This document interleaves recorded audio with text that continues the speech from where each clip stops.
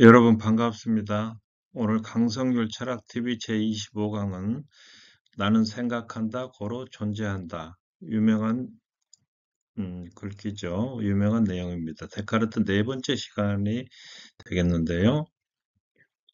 이건 로댕의 이제 생각하는 사람의 그 조각상이고 이것은 데카르트의 이제 주장입니다. 악령들이 우리를 속여서 예를 들면 1 플러스 1이 3인데 2라고 할 수도 있다. 이제 그렇게 의심하는 거죠. 오늘 그 강의의 순서를 먼저 말씀드리도록 하겠습니다. 서양 근세 합리론과 경험론을 소개해드리고 합리론자인 데카르트의 방법적 회의가 뭔지 그냥 의심만 하는 게 아니라 어떤 방법을 찾아가기 위한 의심이란 뜻이고 여기에서 나온 유명한 명제가 나는 생각한다, 고로 존재한다. 나는 존재한다, 고로 생각한다가 상식적인데 왜 이걸 바꿔서 생각이 먼저 앞에 나왔는지 그 이유도 설명해 드리도록 하겠습니다. 정신과 물체의 이원론 때문에 인간의 마음과 몸의 이 결합 관계를 어떻게 설명할 것인가 이 어려움에 봉착하게 됩니다. 이런 내용으로 영상 꾸며보았습니다. 근세 유럽의 합리론과 경험론인데요. 서양 근세 철학 초기의 대표적인 사상입니다. 이게 합리론이라고 하는 것은 우리의 선천적 인식 능력으로서 이성을 신뢰하고 논리적 방법으로는 연역적 방법을 또 좋아하는 편입니다. 그래서 여기에 이제 대표적인 철학자들이 유럽으로 말하면 주로 대륙에 치우쳐 있었는데요. 데카르트는 프랑스 출신이죠. 스피노자는 네덜란드, 라이프니츠는 독일 출신입니다. 반면에 경험론은 모든 인식이 후천적 경험에 의해서만 생겨난다. 이렇게 주장을 하고 논리적으로는 이제 귀납적 방법을 택하는데요. 여기에 대표적인 학자로는 잉글랜드의 로크, 아일랜드의 버클리, 스코틀랜드의 휴미 되겠습니다.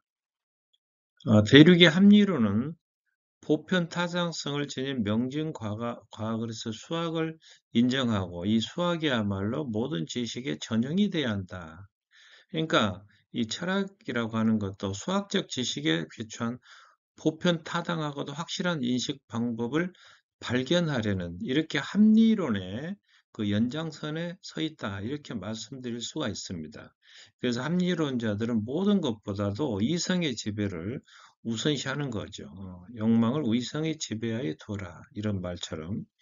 그리고 합리주의자들은 종합적인 기본 개념을 가지고 철학의 전체적인 체계를 만들려고 하는 노력을 기울였습니다.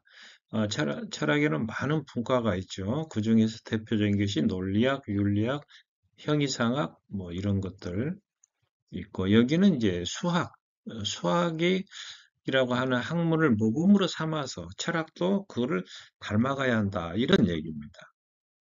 자, 데카르트의 방법적 해인데요. 데카르트는 수학자였죠. 수학자답게 철학도 일종의 보편적 수학으로, 즉 다시 말하면 하나의 근본 개념으로부터 연역적 방법으로 해서 도출할 수는 없는가. 연역적 방법이란 말이 자주 나오는데 예를 들면은 모든 사람은 죽는다고 하는 대전제로부터 소크라테스는 인간이다. 플라톤도 인간이다. 그리고 소크라테스도 죽고 플라톤도 죽는다고 하는 소전제, 개별적인 명제를 이끌어내는 방법입니다. 그러니까 수학에서는 어떤 공리나 정리가 있고 거기에서 모든 개별적인 수식을 이끌어내지 않습니까? 그러니까 이렇게 보면 철학도 수학과 마찬가지로 그 출발점이 확고해야 한다. 그 말입니다. 자, 그렇다면은 모든 의심을 견뎌낼 만한 누구나 인정할 수 있는 가장 확실한 명제가 뭐냐? 그걸 갖다 제1명제라고 우리가 가정했을 때 이걸 찾기 위해서는 우리가 알고 있는 모든 것을 의심해 봐야 한다. 어떤 걸 의심해 봐냐면 우리가 책이나 학습을 통해서 배웠던 것도 사회생활, 인간관계를 통해서 배운 것에 대해서도 사실은 의심을 해봐야 돼요. 그게 과연 옳은가 그런가?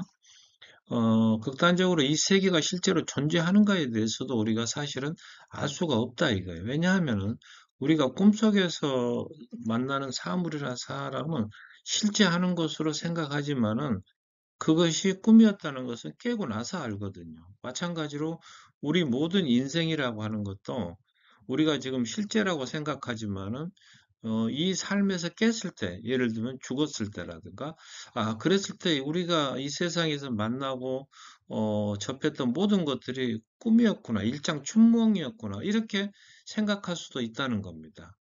그러니까 자, 더 나아가서는 가장 확실하다고 하는 수학적 원리. 예를 들면 1 더하기 1이 정말로 2인가? 실은 3인데도 이 악마가 한꺼번에 모든 인류를 속일 수도 있지 않는가? 아, 말하자면 어떤 강아지를 고양이라고 부르게 할 수도 있지 않을까? 이런 얘기입니다.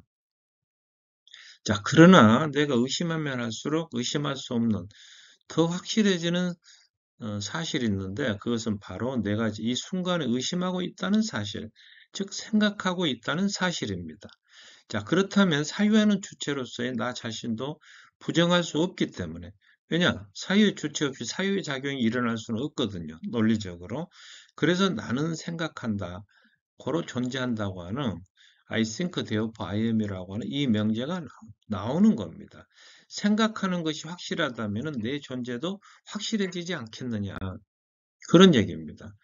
여기에서 사유의 주체인 나는 움직일 수 없는 하나의 출발점이 되는 거고 이와 같이 명석판명하게 인식할 수 있는 것이 있다면은 그 역시 확실할 텐데 그 존재는 바로 신의 존재이다. 왜냐하면 신의 관념이라고 하는 것은 밖으로부터 주어지는 것도 아니고 내가 스스로 생각해낸 것도 아니에요. 타고날 때부터 선천적으로 우리에게 주어진 것으로서 신에 의해서 이러한 관념을 가지고 있다는 사실 자체가 신의 존재를 증명하는 거 아니냐. 만약 신에 없다면은 이러한 것이 선천적으로 우리에게 주어질 리가 있겠느냐.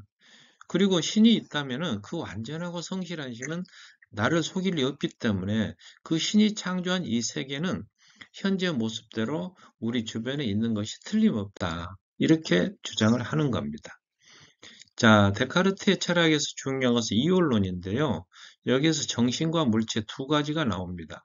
우리가 실체라고 부를 때 철학에서는 다른 것이 도움이 없이 다른 것이 도와주는 것 스스로 존재하는 걸 말합니다. 그러니까 이 세상에 실제로 존재하는 것이 과연 무엇인가 이런 겁니다. 어, 여기에는 무한하고도 영원 불변한 실체인 신이 있어요. 이제 이때만 해도 근세 유럽은 다 그 어떤 기독교적인 신앙을 가지고 있기 때문에 이러한 내용을 전제로 했을 수 있죠. 다른 두 가지 실체, 신을 빼고는 정신과 물체를 들 수 있는데 신이 무한 실체라면 이것들은 유한 실체라고 말할 수 있겠죠. 실체라고 하는 것은 서로 아무런 영향도 주고받지 않는 그런 건데, 예를 들면 정신이 그 중에 하나인데요. 왜냐하면 정신이라고 하는 것은 물체의 공간적인 연장을 덧붙여 생각하지 않고서도 내가 스스로 사유한다는 사실을 생각할 수 있거든요. 물질이 없더라도 정신 자체로서 존재한다는 거예요. 또 물체는 정신이 없이도 연장과 말하자면 어떤 공간적인 걸 차지하는 걸 연장이라고 그래요. 연장. 공간적 충만성으로 얼마든지 물체는 자기 스스로의 존립을 주장할 수 있다. 그런 얘기입니다. 정신의 속성은 사유인데 그것이 나타나는 방식을 보면 감정과 의지, 표상, 판단 등인데 여기 보면 fear, 두려움이죠. anger, 분노, sadness, 슬픔인데 이러한 것은 이제 감정적인 겁니다만은 이러한 것들이 다 이제 안에 우리 정신이라고 하는 그 안에서 다 일어나는 거 아니겠습니까? 이 밖에도 표상이나 판단이 있을 수 있고 자, 물체의 속성은 연장입니다. 공간에서 일정한 위치를 점유하고 있다는 거죠. 그리고 이 물체가 나타나는 방식은 여기서 본 위치, 공이 주전자에 있다거나 형태, 어, 이게 돌아가는 이런 물체의 여러 가지 모습이 있고 운동이 어떻게 하고 있는지 이런 걸로 나타나는데 어쨌거나 정신과 물체는 서로 영향을 주고받는 일 없이 독립적으로 존재한다. 그래서 데카르트 철학은 이율론이다. 이런 얘기를 하는데요. 자, 여기에서 이제 제기되는 문제가 심신의 문제입니다. 마음과 몸의 문제인데 데카르트는 동물을 단순한 기계와 다를 바 없다. 이렇게 봤어요. 매질 당할 때 이제 울거나 신음소리를 내는 것은 우리가 피아노 건반을, 오르간 건반을 두드릴 때 땅 치면은 땅 소리가 뭐 도, 레, 미 하는 것처럼 그냥 소리를 내는 기계에 지나지 않는다. 이렇게 본 거예요. 이후에 유물론자들은 이걸 더 확대해서 인간 역시 하나의 기계에 불과하다. 인간 기계론입니다. 자, 그렇다면 인간의 몸과 정신이 서로 상호작용하는 것은 어떻게 설명할 것인가? 예를 들면 손을 움직이려고 결심을 해요. 마음속으로. 그리고 나서 내 손이 움직였다면은 내 마음이, 정신이 몸에, 신체에 영향을 준 거 아니냐? 또 날아가는 새의 모습을 보고 신체의 기능이죠. 내가 가을이구나 이런 생각을 했다면은 결국 눈의 작용이 정신의 판단에 영향을 준 거 아니겠느냐. 이 상호작용을 어떻게 설명할 것인가. 이런 문제가 이제 제기가 된 겁니다.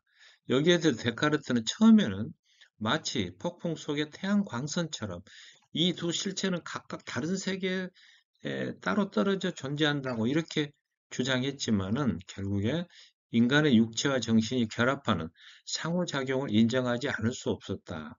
그러나 데카르트는 역시 그 과학자답게 이걸 또 육체적으로 설명하는데 우리 뇌 속에 있는 송과선이 있다는 겁니다. 그래서 외부 자극이 있으면 이걸 통해서 이걸 신경계통을 통해서 마음속의 감각이 전달이 되고 마음속에 어떤 의지에 있으면 이걸 통해서 육체에 전달이 된다.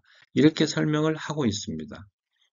데카르트에 대한 평가는 여러 가지가 있습니다만 우선 근세 철학의 아버지고 합리주의 개조라고 불립니다. 그리고 인간의 육체와 정신을 사유행위와 육체의 작용을 서로 합치하거나 동시에 작용할 수 있다. 귀의 원인론자들 가운데 망부령슈라고 하는 학자가 있는데 이 학자가 이런 말을 하고 있어요. 신이 내 의지의 방향을 미리 알아서 내가 원하는 기회에 나의 손을 움직여 준다. 내가 마음이 손에 작용하는 게 아니고 어느 순간에 신이 절대자가 그걸 알아서 움직여 준다. 이렇게 설명하고 있는데 이건 좀 우리가 합리적으로 받아들이기가 어렵지 않습니까? 데카르트 사상 자체에도 모순이 들어 있어요. 자, 우리가 아니, 조금 전에 데카르트적 회의란 말을 했습니다만, 이게 과연 가능한가? 인간이 모든 것을 철저하게 의심한다 해도, 과연 지금까지 내가 지탱해온 사고 연속성을 깨끗이 끊어버리고, 무의 상태에서 새로운 사고를 시도할 수 있겠는가? 이런 문제가 있죠. 여기 이제 생각하는 사람의 그 조각상이 로댕이라고 하는 사람이 만든 2m에 가까운 그 유명한 상이죠. 인간들의 고뇌를 바라보면서 깊이 생각에 잠긴 남자의 상입니다.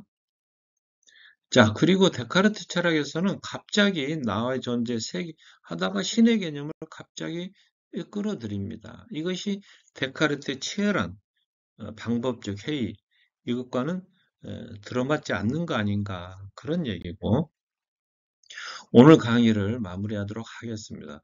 서양 근세 철학 초기의 대표적인 사상은 합리론과 경험론을 들 수가 있는데 합리론은 우리의 선천적 인식 능력으로서 이성을 신뢰한다. 합리할 때 이성이 합치한다 이런 뜻이죠.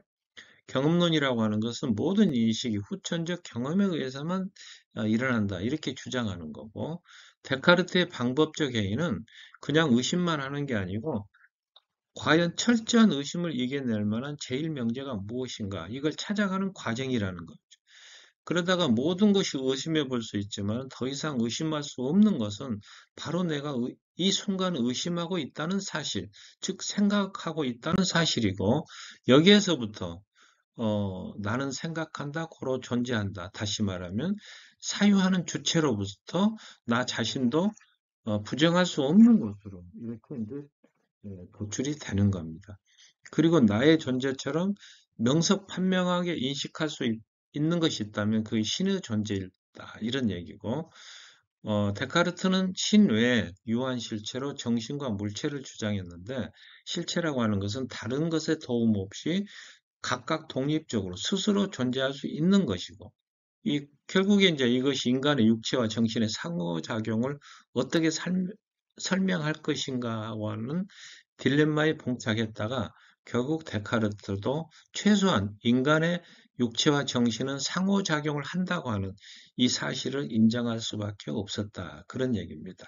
오늘도 영상이 좋으셨다면 구독과 좋아요 부탁드리며 끝까지 시청해 주셔서 감사합니다.